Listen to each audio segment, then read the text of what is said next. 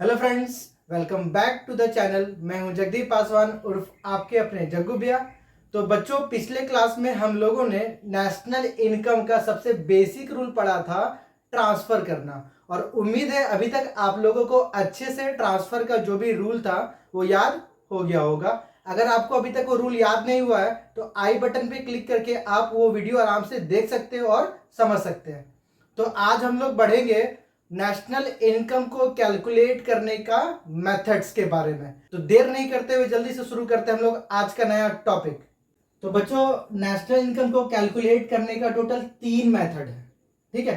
तो आज के इस क्लास में हम लोग सीखने जा रहे हैं वैल्यू एडेड मेथड। तो सबसे पहला बात ध्यान रखेंगे, जो सबसे पहला मेथड है नेशनल इनकम को कैलकुलेट करने का, वो क्या है? Value added. इसी का अनदर नेम आपको याद रखना है, क्या है? आउटपुट मेथड, या फिर इसको बोलते हैं प्रोडक्ट मेथड। अब बोलोगे भाई ऐसा क्यों है, कि क्यों हमको इसका अनदर नेम भी याद रखना? कभी कभी एग्जाम में क्या होगा, ये वैल्यू एडेड सबको पता रहता है, ठीक है। एग्जाम में आ जाएगा calculate national income by product method. तो बहुत सारे बच्चे जिसको नहीं पता बोलोगे ये तो आउट ऑफ सिलेबस आ गया। नहीं, ये वैल्यू एडेड का ही दो और नाम है, क्या है? आउटपुट मेथड और प्रोडक्ट मेथड। तो सबसे पहला और सबसे इंपॉर्टेंट बात आपको क्या याद रखना है कि किस मेथड में कौन सा टर्म निकलेगा, ठीक है। जैसे वैल्यू एडेड मेथड में हम लोग क्या निकालते हैं? वीए यानी वैल्यू एडेड, या इसको बोलते हैं जीवीए एमपी या फिर जीडीपी एमपी। अब ये जीवीए एमपी क्या है? जी फॉर ग्रॉस, वीए मतलब वैल्यू एडेड, यानी जीवीए एमपी, जीडीपी एमपी या फिर वैल्यू एडेड, तीनों सेम टर्म है, ध्यान रखेंगे। यानी वैल्यू एडेड मेथड में सबसे पहला बात आपको याद रखना है कि क्या निकालते हैं? GDP MP. अगर आपने ये गलत निकाला तो आपका नेशनल इनकम भी गलत आएगा, ध्यान रखेंगे। तो क्या निकालते हैं? GDP MP. इसका फॉर्मूला क्या है भाई? सेल्स प्लस, ये ट्राइंगल का मतलब होता है delta, sales plus delta stock minus IC. ये वो फॉर्मूला है जो कि आपको अच्छे से समझना है, याद रखना है। क्या है? Sales plus delta stock minus IC. तो हर मेथड में ना एक ऐसा टर्म होगा जो आपको परेशान करेगा। यहां पे वो टर्म है आईसी। जब यानी वैल्यू एडेड मेथड से आप क्वेश्चन बनाओगे तो आईसी पे थोड़ा ज्यादा फोकस रखना है। अब एक एक करके समझते हैं कि आखिर ये सारा टर्म कैलकुलेट कैसे करेंगे। हमारा फॉर्मूला क्या हुआ? GDP MP is equal to sales plus delta stock minus IC. तो सबसे पहला क्या दिया हुआ है?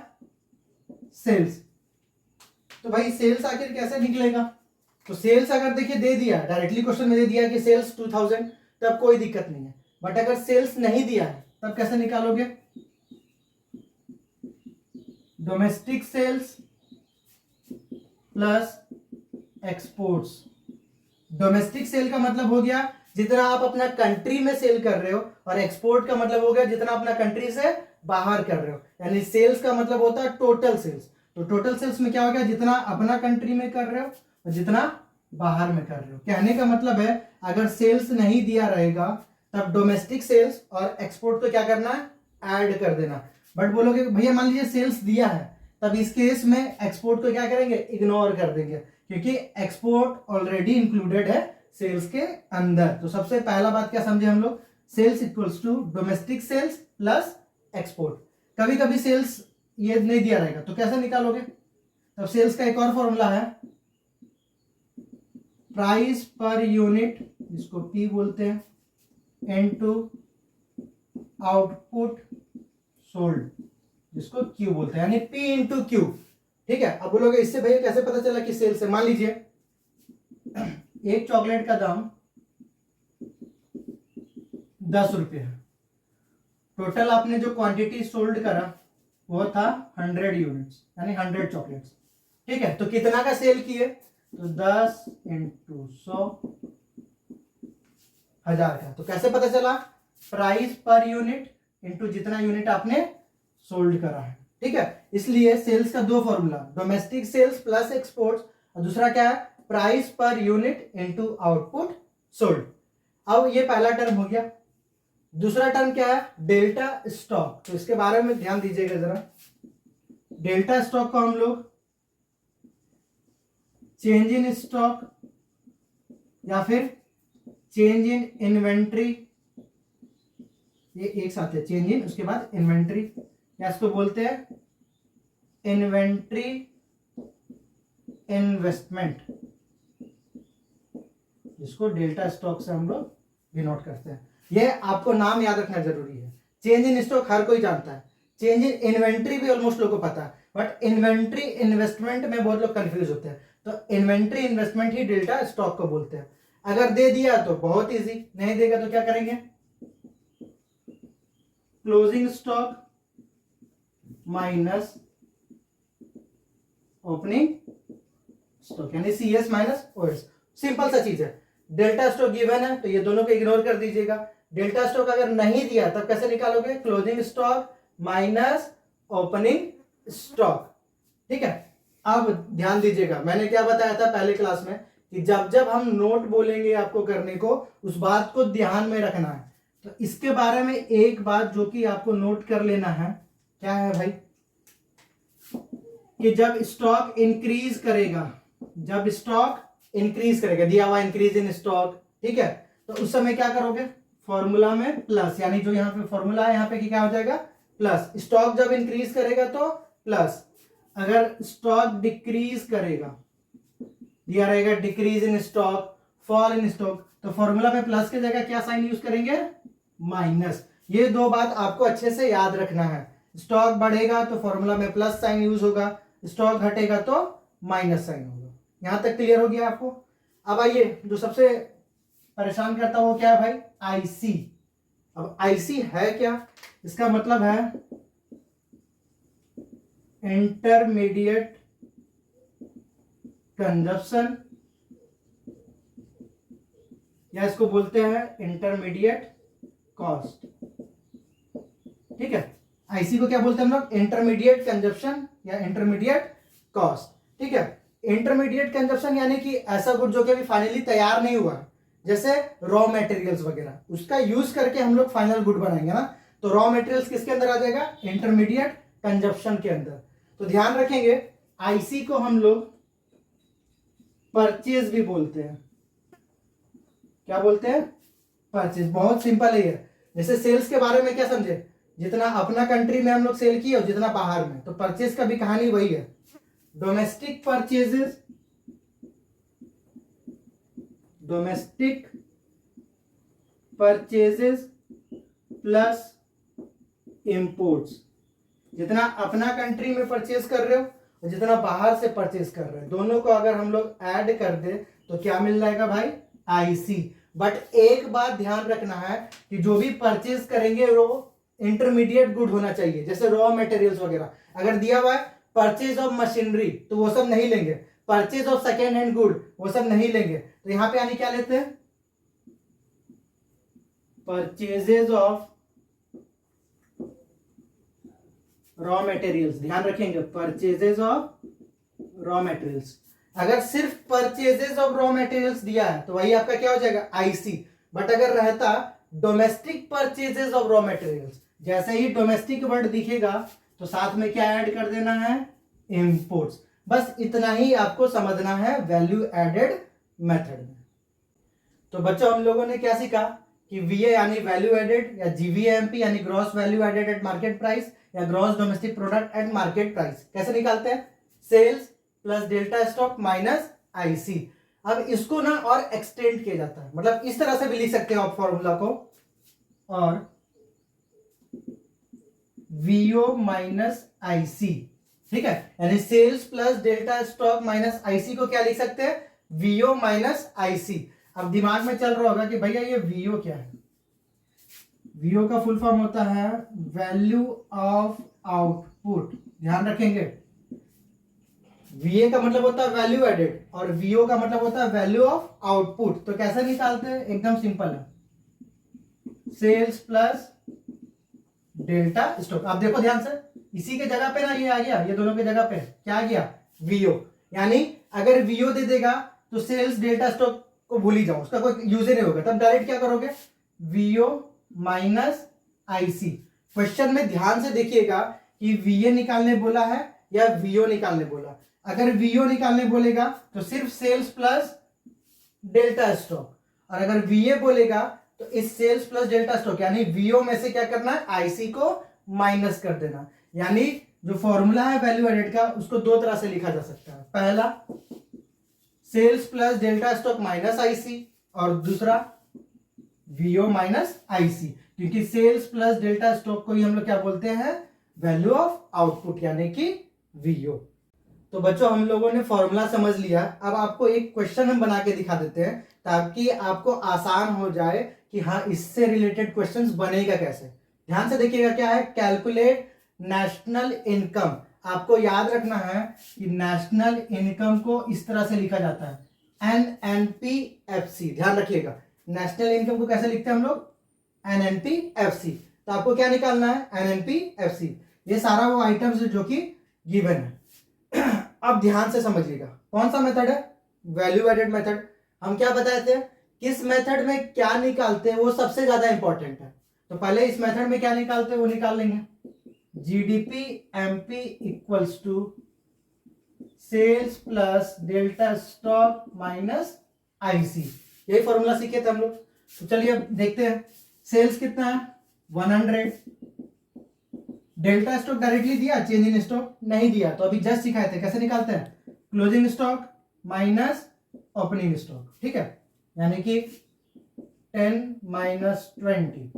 ठीक है, उसके बाद आईसी कितना दे दिया, 30।